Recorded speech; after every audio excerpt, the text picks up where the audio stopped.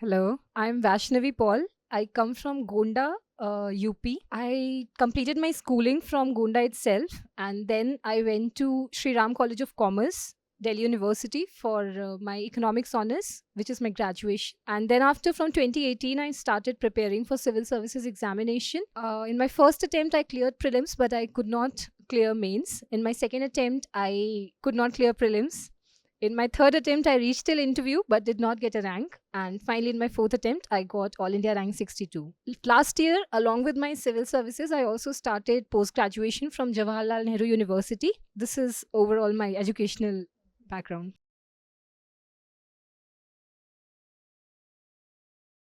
First of all, tell this very honestly that I did not feel like quitting ever. It was a one way journey for me. I knew it that if I've started, I'll go till the end. Of course, but this does not mean that when we do not get results, we feel happy. No, no one feels happy when we do not find our names in that PDF. So I used to feel very demotivated, it pains a lot when you cannot find your name, especially when you've reached till interview. But then I think even if you fail prelims, that is sometimes even more hurtful than failing at the interview stage.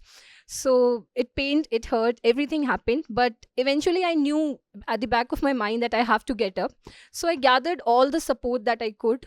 I talked to my parents, I talked to my friends. I told this to myself that, okay, if you want to cry, cry for another 2-3 days, then you have to again stand and work. I read a lot of motivational books. I listened a lot of motivational songs, watched a lot of web series. All this motivated me somehow.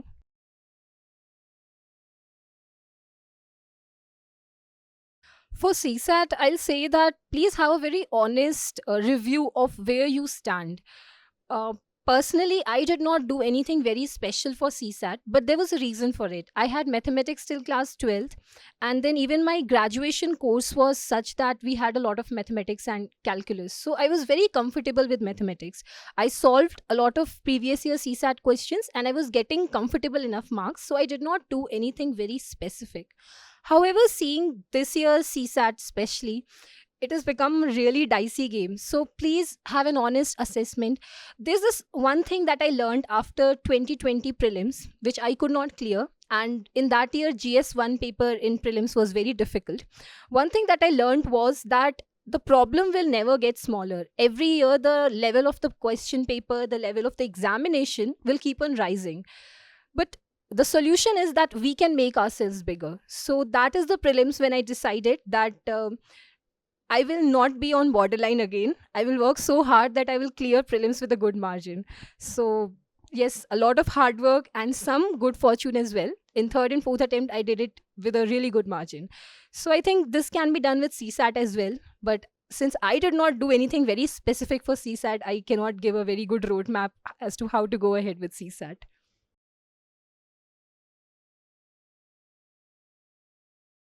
See, I did not clear it in my first attempt, so I do not know exactly what works.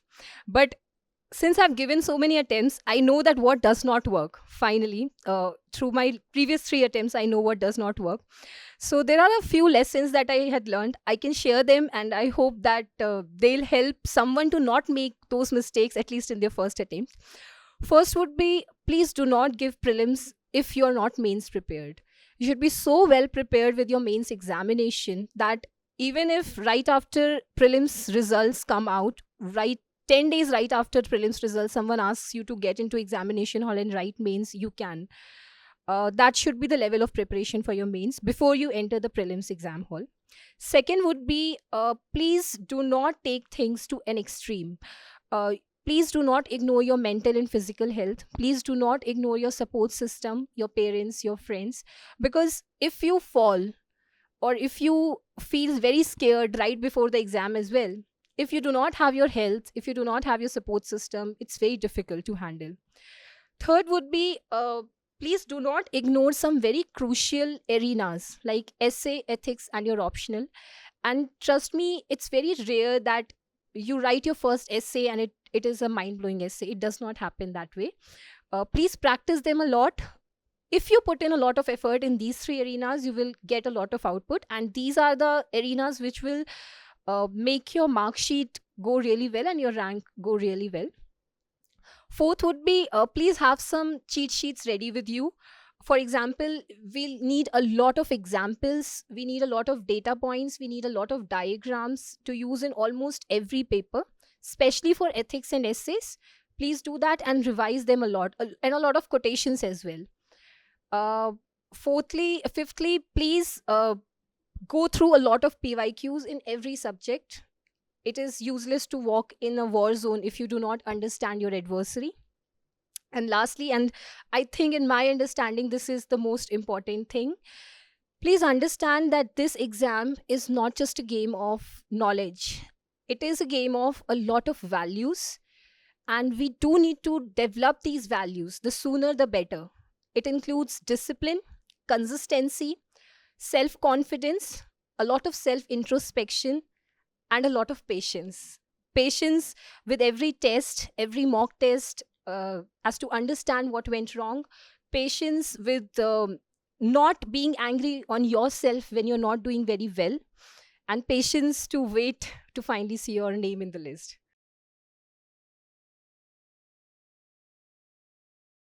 Yes, this is a very important question, and I think that this should be done. This happened with me in my 2020 attempt, which the prelims that I could not clear. I did not take PYQs very seriously, and even if I took, I saw only the questions. I ignored the options. But then when I kept my previous year questions on one side and my 2020 paper on one side, I realized that many questions, either in just the terms or in terms of the type of question asked or the fields that they are putting emphasis on, are getting repeated from previous years. So it is very important. Please do a very good analysis of every question and every option that has been mentioned. You should at least know the meaning and understand the meaning of every word that has ever occurred in a civil services prelims. Make a list of these new words, make a list of these new topics, make short notes on them, revise them. They will really help you. If not in anything, it will help you to understand what UPSC actually wants from us, what UPSC actually wants us to study. And that actually changes our pattern of understanding and attempting prelims.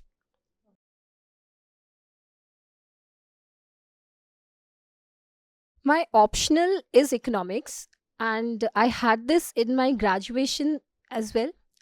My schooling as well, I was a commerce with mathematics student, so I had been studying economics for a very long time now.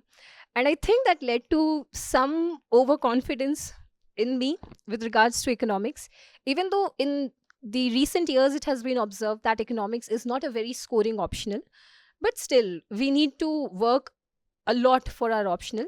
So in my first attempt, I did not do paper 2, optional paper 2, very well, which was not a very good idea because paper 2 is scoring if we work really hard for it.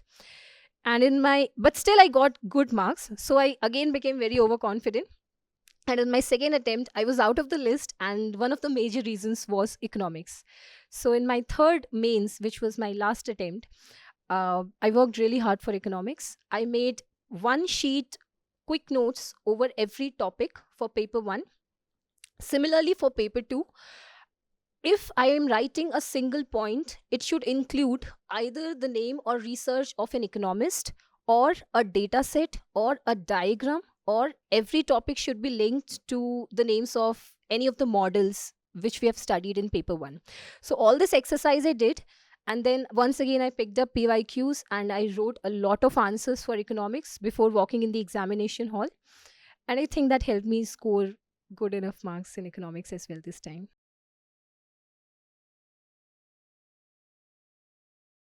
There were a lot of things, and this what I did actually depends on how long a break I took. So if I'm taking a 10 minutes break, then it was largely a song that I heard. If I'm feeling very down, I used to hear some motivational songs. I still remember there's this beautiful song by BTS, Permission to Dance. I heard it on repeat, especially after my second attempt. So all these things I used to do.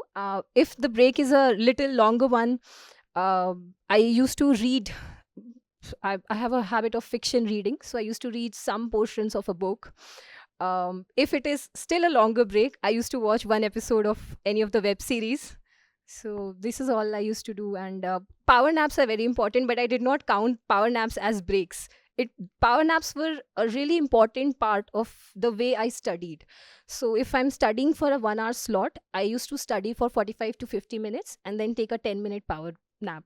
So this is how I used to study.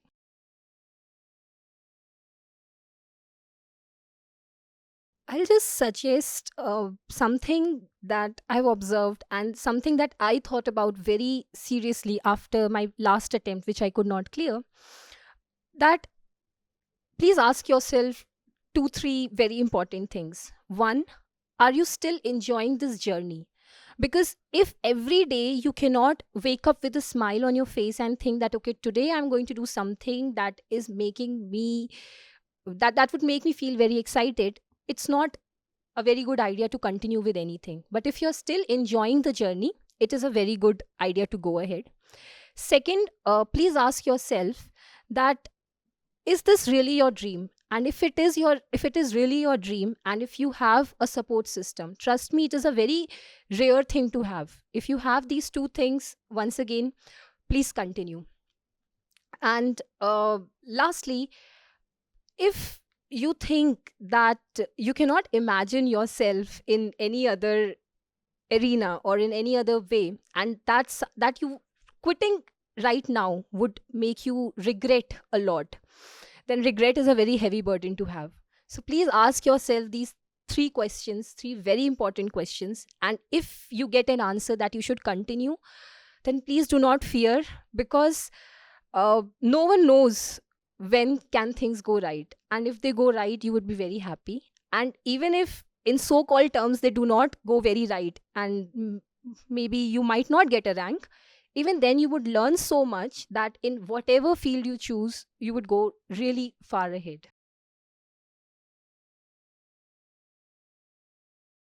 I took a lot of help from insights. First of all, I would mention Balaji sir's lecture series on essay.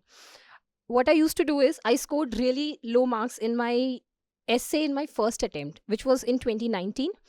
So and I realized that philosophical essays were not a very strong point for me. And then that's when I decided that I need to work really hard. So what I used to do is I used to pick up the topic that Balaji sir used to pick up, and then I used to make an outline for 20-25 minutes, and then I used to listen to his entire video and see how nice or how nicely inclined my essay outline is to what he's trying to teach. This was the first help that I took. Second is I took unevaluated I will series. I used to write and evaluate my answers myself, but I took the help of that I will series. And but the biggest contribution that came from insights was one-to-one interaction with Vinay sir. I took it in my last attempt as well and in my this attempt as well. And in both my attempts, sir was very gracious. He told me that you are a 200 plus candidate. 190 is very sure. Unfortunately, I couldn't get 190 plus in my last attempt, but this time I got 193. Thank you so much. Thank you.